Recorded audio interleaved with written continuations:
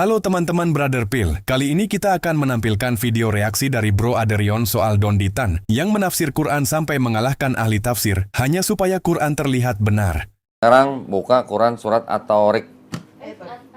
Ya, At-Tariq. Ayat 5 sampai ke 7. Maka hendaklah manusia memperhatikan dari apa dia diciptakan. Dia diciptakan dari air mani yang terpancar, yang keluar di antara tulang punggung atau sulbi dan tulang dada. Mereka bertanya, emangnya air mani keluar dari antara tulang dada dan tulang sulbi? Oke, jadi kalian kan fokusnya dengan pertanyaan kan? Ya iya dong. Masa nggak fokus ke pertanyaan? Nah, sekarang kita harus fokus dulu dari ayat 5 dulu. Ayat 5 coba. Lagi ngomongin apa di sini? Penciptaan manusia. Iya, yang harus memperhatikan siapa kan manusia. Muridnya lebih tepat sebut penciptaan manusia. Donditan malah ngotot sebut yang harus memperhatikan siapa. Itulah trik Dondi untuk menggiring pendengar supaya nanti pas seperti kesimpulan dia. Lanjut. Berarti ayat 5 kan sedang minta manusianya yang memperhatikan kan? Kalau seperti itu, kenapa nggak disebut ya ayuhan nas? Memangnya di ayat ini ada pilihan lain selain manusia untuk memperhatikan ayat ini. Makanya perlu dipertegas. Memang betul manusia disuruh memperhatikan, tapi bukan itu yang menjadi penekanan. Ayat ini menjelaskan tentang penciptaan manusia, bukan lagi ngomongin manusia. Lagi ngomongin manusia nih. Ayat 6-nya juga ngomongin manusia kan? Dia itu siapa? Manusia. Dia manusia diciptakan dari air mani yang terpancar. Terus di sini tahu-tahu ada kata yang keluar dari antara tulang sulbi dan tulang dada. Perhatikan di situ ada kata bahasa Arabnya apa? Yakhruju. Yang ruju yang keluar ya. Coba kita tes.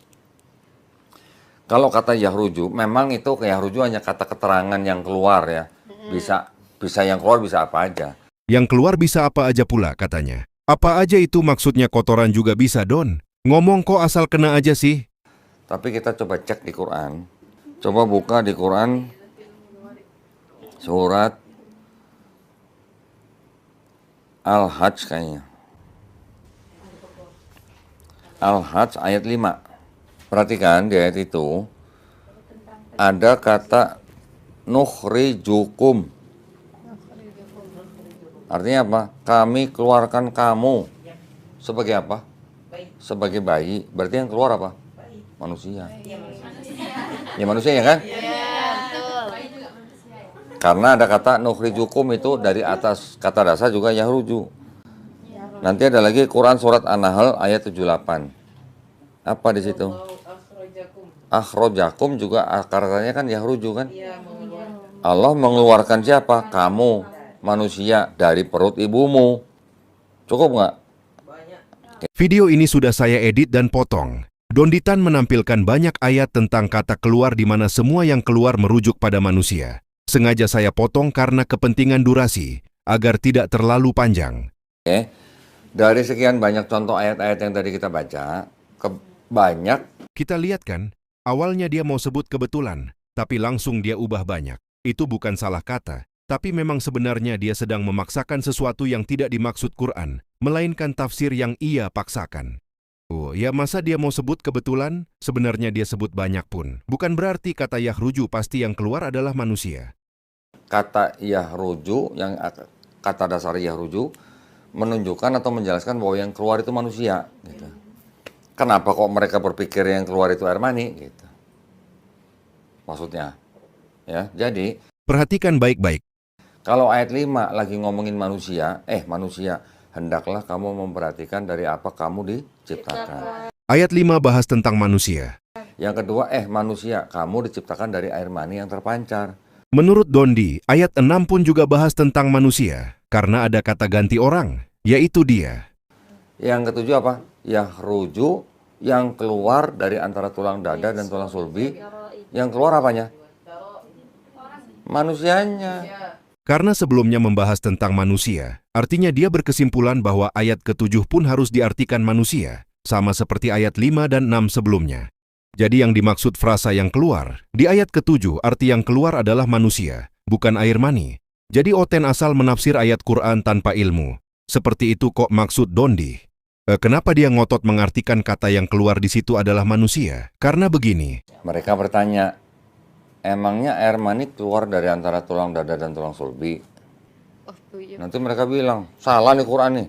Secara sains salah. Mana ada air mani keluar dari antara tulang dada dan tulang sulbi? jadi karena secara sains tidak pernah terbukti bahwa air mani keluar dari antara tulang dada dan tulang sulbi, maka kata yang keluar di sini harus sedemikian rupa diartikan, bukan air mani yang keluar, melainkan manusia. Karena kalau diartikan air mani yang keluar, artinya apa, Don? Salah nih Quran nih. Secara sains salah. Mana ada air mani keluar dari antara tulang dada dan tulang sulbi? Paham ya? Karena oten-oten dituduh suka pelintir ayat Quran, makanya saya akan luruskan dan buktikan bahwa beliaulah yang menafsir Quran tanpa ilmu. Yang dia lakukan adalah justru membenturkan ayat Quran yang ini dengan ayat yang lain yang sama-sama ada kata yakhruju, karena di ayat lain yakhruju merujuk ke manusia. Artinya ayat ini pun harus diartikan manusia, bukan air mani. Karena kalau di sini yang keluar adalah air mani, berarti Quran salah, karena tidak pernah terbukti air mani keluar dari antara tulang dada dan sulbi. Sekarang coba kalian perhatikan ayat 6. Dikatakan di situ dia diciptakan dari air mani yang terpancar. Memangnya manusia itu terpancar? Betul kok. Memang ayat 6 menjelaskan tentang penciptaan manusia. Tapi manusia yang bagaimana? Tidak perlu berpolemik. Ayat 6 itu menjelaskan tentang manusia yang diciptakan dari air mani yang terpancar. Pertanyaannya, apa yang terpancar maksud Quran di ayat ke-6 di sini? Ya tentu yang terpancar yang dimaksud adalah air mani, bukan manusia. Lalu dilanjutkan ke ayat 7 dengan kata yang keluar. Apa yang keluar yang dimaksud ayat 7? Ya jelas yang keluar yang dimaksud ayat 7 adalah air mani yang terpancar seperti yang dimaksud ayat 6 sebelumnya. Tapi yang dilakukan Don Ditan apa? Dia malah membandingkan kata yakhruju di ayat ini dengan ayat lain. Ayat lain yang dia bandingkan memang membahas tentang manusia juga kok. Itu betul, tapi ayat lain yang dia kutip bukan membahas tentang air mani yang terpancar. Jadi karena ayat lain sebagai perbandingan sama-sama membahas tentang manusia dan sama-sama ada kata yakhruju, maka dia simpulkan ayat 7 yang ini artinya yang keluar adalah manusia, bukan air mani. Tafsir dari ayat ke-6, dia diciptakan dari air yang terpancar, yaitu air mani yang dipancarkan oleh laki-laki dan bertemu dengan indung telur wanita, maka terjadilah anak dari percampuran keduanya dengan seizin Allah Subhanahu wa Ta'ala. Karena itulah maka disebutkan dalam firman berikutnya, yang keluar dari antara tulang sulbi dan tulang dada, yakni dari sulbi laki-laki dan dari tulang dada wanita. Syabib Ibnu Bishr telah meriwayatkan dari Ikrimah, dari Ibnu Abbas, sehubungan dengan makna firmannya, yang keluar dari antara tulang sulbi dan tulang dada. Ats-Tsariq 7, yaitu sulbi laki-laki dan taraibul mar'ah, tulang dada wanita, yang warna air maninya kuning lagi agak encer, kejadian anak dari air mani keduanya. Hal yang sama telah dikatakan oleh Sa'id Ibnu Jubair, Ikrimah, Qatadah, As-Saddi, dan lain-lainnya. Jelas tafsirnya pun mengatakan bahwa yang keluar itu apa? Yang warna air maninya kuning lagi agak encer, kejadian anak dari air mani keduanya. Air mani yang dimaksud di ayat 7 tidak bisa dilepas dari ayat 6, di mana disebut dari air yang terpancar. Fokusnya ke air yang terpancar. Ayat 7 lah yang menjelaskan yang terpancar itu. Ya air mani, bukan manusia. Masakan manusia dipancarkan? Bayi sebelum lahir posisinya di mana? Di rahim. Ketika sudah siap lahir, bayi itu ada di antara tulang dada dan tulang sulbi ibunya nggak? Iya. Bayi berada di antara tulang dada dan tulang sulbi ibunya? Saya nggak paham dasar omongan dia apa. Bahkan Google sekalipun tidak membenarkan omongan beliau. Demikian tanggapan saya tentang tuduhan dia yang sebut oten pelintir ayat Quran untuk sebut yang keluar itu air mani. Yang padahal memang yang keluar air mani kok. Tidak ada ulama satupun yang sebut yang keluar di konteks at-Thoriq itu adalah manusia. Tidak ada. Kalau ada, tunjukkan. Barusan kita saksikan bagaimana Dondi berusaha sekuat tenaga, bahkan sampai mengalahkan para ahli tafsir.